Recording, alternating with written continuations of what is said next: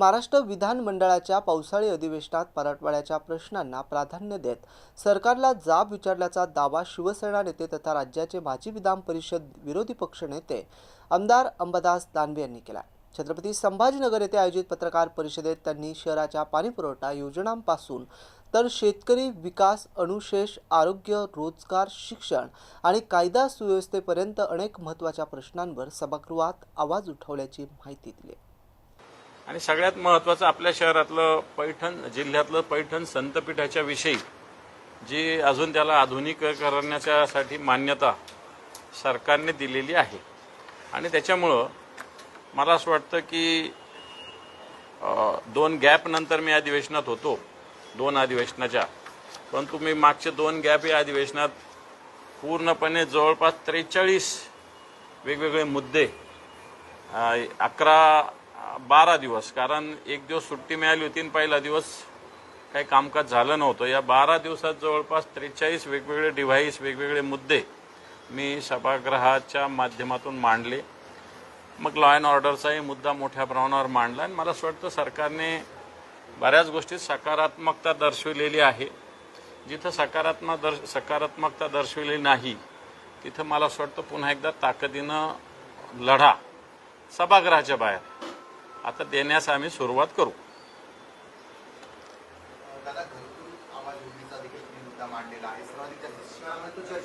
हो, घरकुलाचा जो मुद्दा आहे संभाजीनगरातला अतिशय महत्त्वाचा आहे।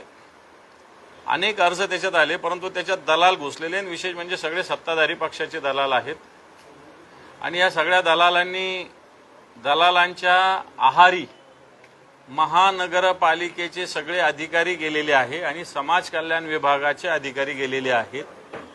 मोठा भ्रष्टाचार त्याच्यामध्ये झालेला आहे। घरकुलाचे पेपर्स बनवणारी टोळी आपल्या इथं आहे। ही टोळी घरकुलाचे बोगस पेपर्स बनवते आणि घरकुल मंजूर करून घेते आणि याच्यात महानगरपालिकेचे अधिकारी, दलालांची टोळी आणि समाज कल्याणचे अधिकारी सहभागी झालेले आणि म्हणून जितके घरकुल मंजूर केले त्याच्यातले अर्धे लोक नाहीच आहे।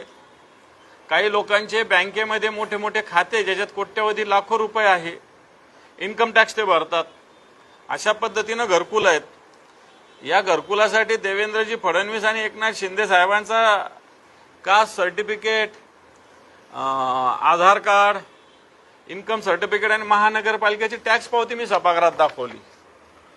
म्हणून हा घरकुल घोटाळा आणि त्याच्यामध्ये समाज कल्याण मंत्र्यांनी विभागीय आयुक्ताच्या माध्यमातून इन्क्वायरी लावली, पण नंतर माझ्या लक्षात आलं, ताबडतोब क्षणात माझ्या लक्षात नाही आलं की हे विभागीय आयुक्त हेच महानगरपालिकेचे आयुक्त असताना घरकुल झालेलं आहे आणि म्हणून त्याच्याविषयी निश्चित आता विभागीय आयुक्ताच्या ऐवजी बाहेरचा विभागीय आयुक्त, या संभाजीनगरचा विभागीय आयुक्त नसावा अशा पद्धतीने मला असं वाटतं पत्र दिल्यानंतर ती मागणी 100% मान्य होईल। काय अडचण असायच काही कारण नाही।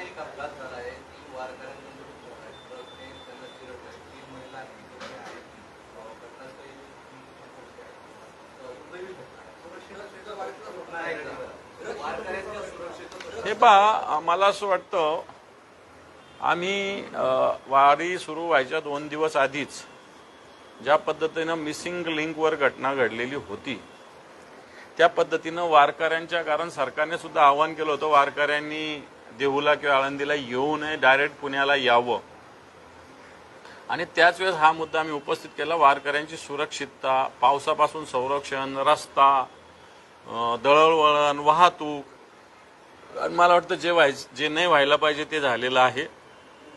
3 वारकऱ्यांचा मृत्यू हा दुर्दैवी आहे आणि याला हे बा आता, कारण ही काही वारी काही अचानक असते का, तर वारी वर्षानुवर्षे आपली परंपरा आहे। त्याच्यामुळे इथं या सगळ्या वाहतूक याचे प्रश्न, याची जबाबदारी ही राज्य सरकारची। राज्य सरकार याला 100% जबाबदार येतं सांगेल मी। आता मुख्यमंत्री जावं का उपमुख्यमंत्री जावं, जो बूंद से गई वो हौद से नहीं आती।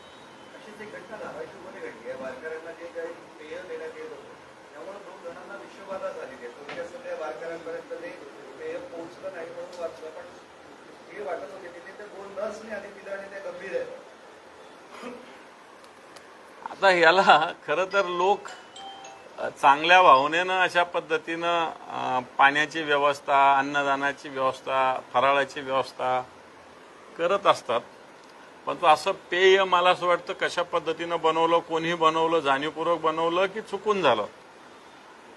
आता सरकारला याच्यावर सुद्धा लक्ष द्यावं लागेल, कारण पावसा पाण्याचे दिवस आहे.